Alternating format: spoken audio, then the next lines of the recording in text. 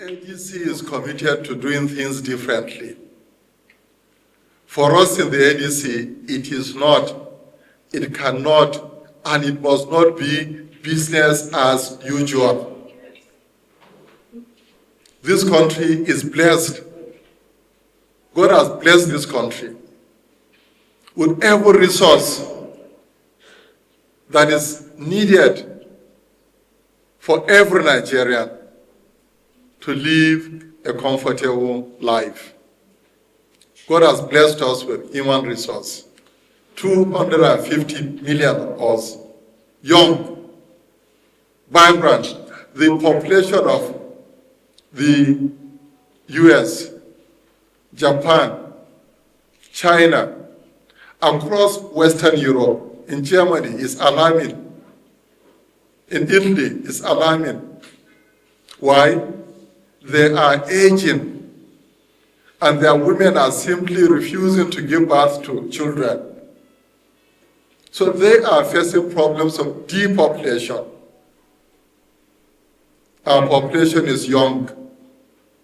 Wherever you are in the world, just Google the most educated people, and it will give you one word: Nigerians.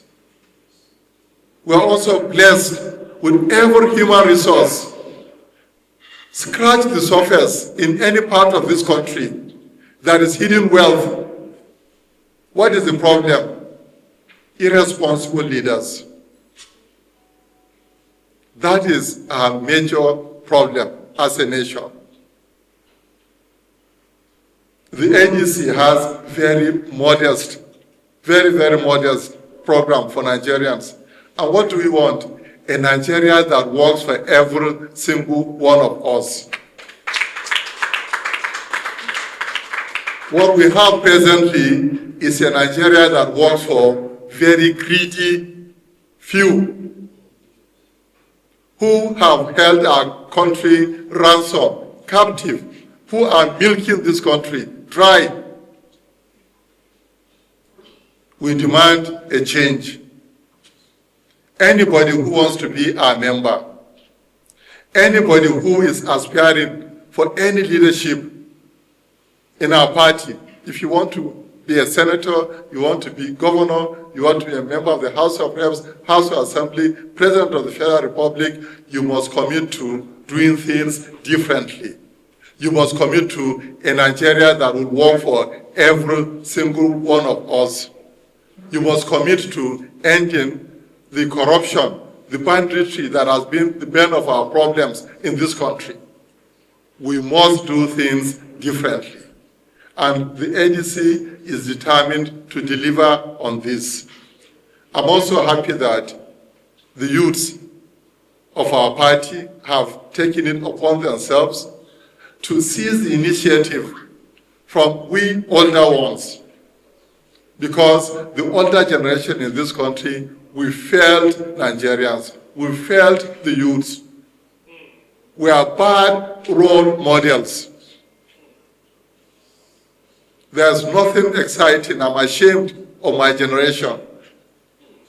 And I commit, I'm determined, from the day we initiated this party, that things must be done differently. That our leaders must be held to account. That we must end corruption. Thank you very much.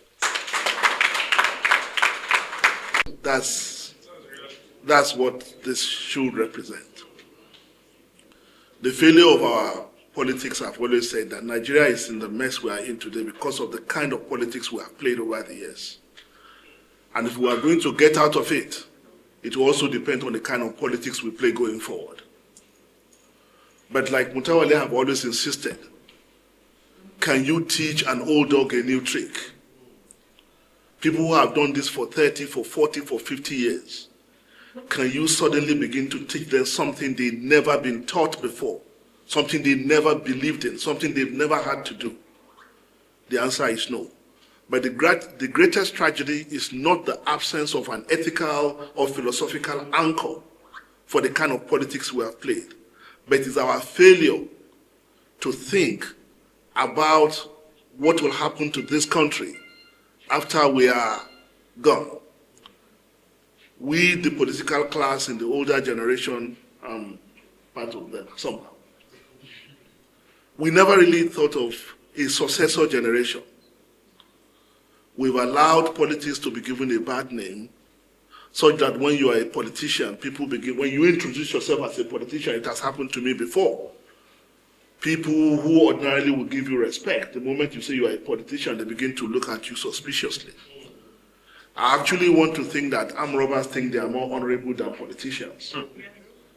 No, because if a gang of armed robbers agree to go and burgle a place at 4 p.m., no one will go there at 3:30 in the gang.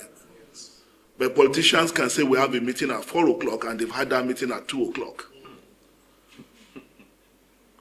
But this is why we are where we are. But the African Democratic Congress is saying this is where we draw the line. We must see this as a responsibility to provide a space for younger people. I have no doubt in my mind, with what has happened to the People's Democratic Party, which is tragic in the context, I have no doubt in my mind that the only thing holding the APC together today is power. When you take political power, government power, out of APC, you don't have a political party. This party, the African Democratic Congress, represents the future of politics in Nigeria. It's the only party built on the philosophy of egalitarianism. It's the only party you can belong and nobody will tell you what to do and what not to do. It's the only party where we have conversations, we don't direct people what to do. And in saying all this, I must commend the Chairman Emeritus Ralph Nwosu. You see, God has blessed your vision. God has blessed your vision. What you started was an idea. Look at what it has become. ADC today is the only political party whose brand identity is bigger than any single individual. But whether ADC will fulfill this potential post-2027, because I always say, the biggest challenge we have, how do we stop the banditry going on in the Federal Republic of Nigeria today? How do we stop APC from coming to power again in 2027? If we win in 2027, there is a way power distracts from the real issues. Are we going to abandon the work we have started building a formidable political party? That's going to depend on what you people are agreeing to do going forward. But with this initiative, Rise Up Naija, I am more than confident that those of you, you may be few, but it's not millions of people that start something. It's a few people sitting across coffee rooms who birthed the greatest ideas in the world. So this has started, and I can assure you, and in concluding, I want to commend Olawale again, because he has consistently championed the idea of developing ADC into a political party that is anchored on ethics and principle. So I'm not surprised that he's supporting you all the way. From the start, I'm not surprised. We've had meetings in his house, have this conversation. And when Jack called me, I was in another meeting. Nobody invited me to this meeting. I was passing through this place yesterday, around 8 o'clock, when I had some people banging. When I said, what's going on? They said, oh, today is the Rise Up Naija. I said, okay, maybe we are not invited. We agreed, we are old. So let's go home. So Jack called me. I said, well, I didn't know I was being invited to this meeting, so I had to cut short my meeting to come here. But I'm immensely delighted that I'm part of this historical event. My hope and desire is that this is going to be the beginning of this great... people talk about the North, and they said the spirit of Sardauna Ahmadu Bello. The spirit of Sardauna Ahmadu Bello. But when you hear some people say the spirit of Sardauna Ahmadu Bello, I don't think they realize that Ahmadu Bello was not even half their age when he achieved the immortality that they are referring to.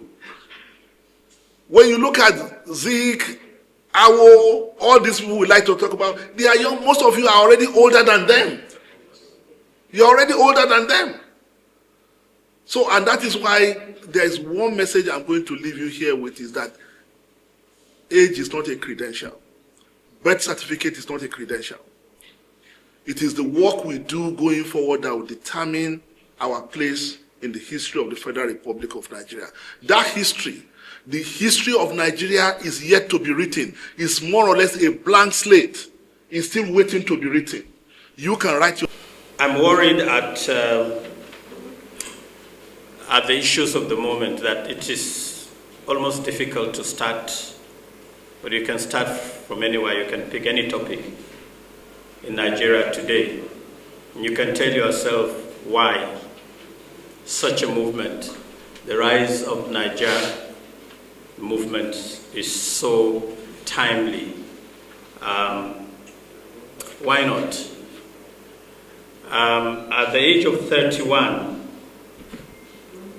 General Yakubu Gowon became the president, the head of state of Nigeria, 31. He prosecuted the civil war, led Nigeria into one of the most turbulent, if not difficult, moments in our own history. And he did that successfully. Many decades after, we have a president at the age of 74, doubtfully 75, 81, 82, and even more, has not been able to do one single program that all Nigerians will rise and applaud, like we did General Yakubu Gowon at the age of 31. But in between, there is an inspiration. The crop of young people with a lot of energy, with a lot of gusto, that are relentlessly believing in the country we have and rising up to challenge, to interrogate and insist on the best practices in government, the best practices in politics, and the best practices in the way we conduct ourselves as leaders or even followers. And so I am here to congratulate all of you, first of all, for giving us the inspiration, and to recommend that you take a page from the book of our chairman emeritus when he started midwife in the ADC.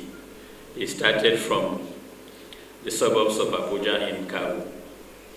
And nobody gave him the chance that it will snowball to what it is today. And from this room, you can also tell yourselves that you're starting a process that will not only rekindle hope in the project Nigeria, but will inject a new dream, a new roadmap, a new posture for the greater good of our country. And do not, for any reason, be discouraged with what you see, what we hear, what people will tell you, and even the optics. A lot of people will mistake this moment for a moment that this hall should be jam-packed, without knowing that this is actually a presentation. Am I right? If you are to invite the youths, probably this street would have been shut down by now. I want to congratulate you, and I want to align myself with your vision and mission in the greater expectation and hope that one day we will come to celebrate you as senators, as governors, as members of the House of Representatives, And as leaders in your own right, I want to still believe that I drive myself from here to Bauchi and back, and I'm going to Kaduna when I drop this mic to be part of the team that will be doing the primaries. I have not yet seen the departure march. I want to appreciate you and ask that God will continue to give you the inspiration to do the good work that you're doing. Thank you so very much.